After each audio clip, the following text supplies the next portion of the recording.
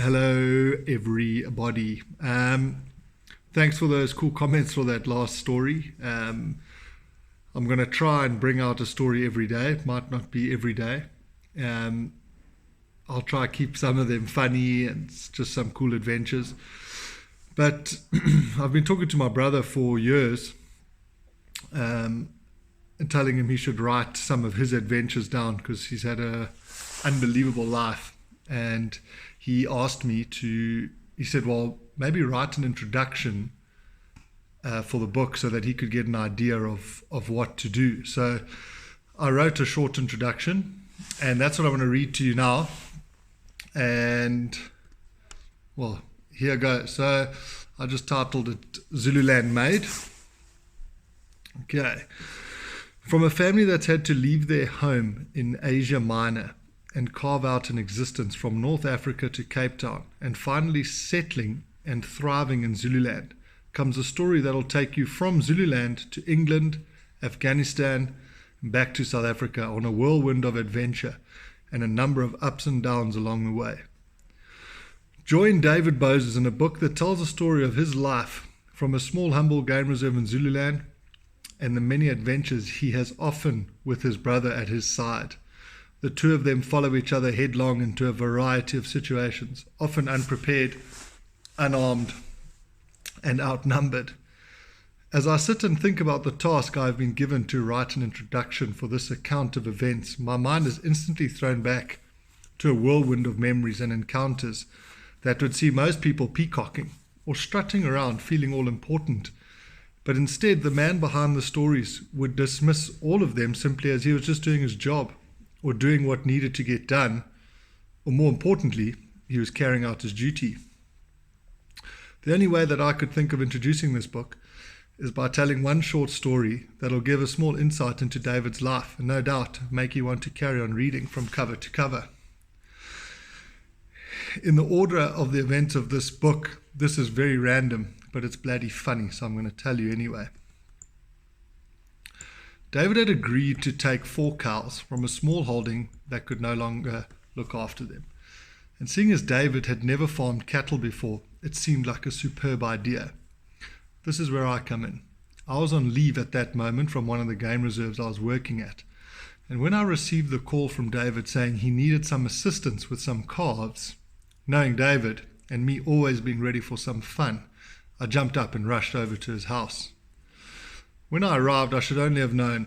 The cows, that's correct, cows, no longer calves, in my mind, were in a paddock, nearly 2 acres in size, with David, his wife Kaz, and Twala, who was a great Zulu man, who through the course of our lives had always been there, looking on.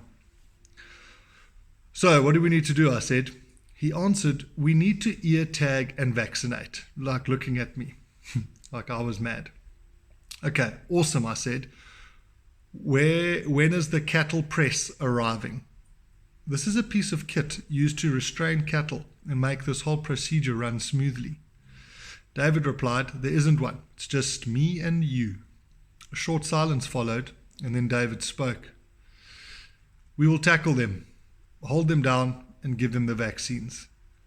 The fact that they weighed at least 190 kilograms wasn't even a consideration. Sounds perfect, I said.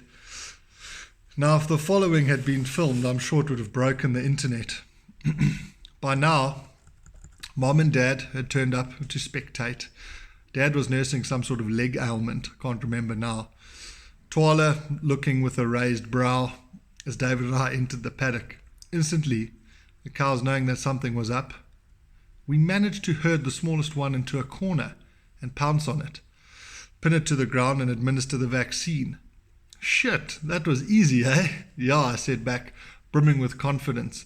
We decided that now we could each go after our own cow. Seeing as Dad had been lured in by the excitement, he would hold the ear tag and vaccine, and David and I would pin a cow. Simple, eh? While I was eyeball to eyeball with the cow, planning my move, I heard a groan and commotion come from David's side of the paddock. I turned to see him holding the cow's tail while it was at full sprint, and he was doing some bizarre dance trying to hold on. I started to run over because clearly he needed some assistance. The cow, unable to throw off its attacker, changed its plan and ran right alongside the fence, bucking and crapping as it went. Eventually, the fact that David was being dragged through the fence and breaking it, the force prized his fingers off its tail. Luckily, because I'm sure the stubborn bugger would never have let go. I shouted out, "Why the hell didn't you let go, man? I was just about to help you." "Shit, man," he exclaimed. "Did you see that?" "Yes, that thing is powerful." Humbled, we decided to pair up again. This time, I went for the tail, and the wild ride started all over again. Luckily, I think the cow was tired from its recent adventures. It slowed, and David came in with a huge rugby tackle from the side.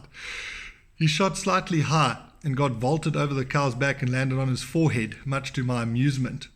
Through the dust, which was everywhere, and cow crap now covering my arm, seeing as I was still holding the tail, I heard David shout, "Dad, hurry up!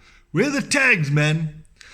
My dad comes limping in, dodging the flailing legs and flying feces to give David the tags. Twala at this point was just staring at us, thinking we had all lost our minds. David stands up and says, "Awesome, 2 more to go." I think at this point Kaz exclaimed, "Just another day in the Boses household." That's just a small story to whet your appetite about a family and indeed a man who know no other way but to take the bull by the horns. So that's what I wrote. Let us know if it's something that you would want to read more of. Cheers, guys.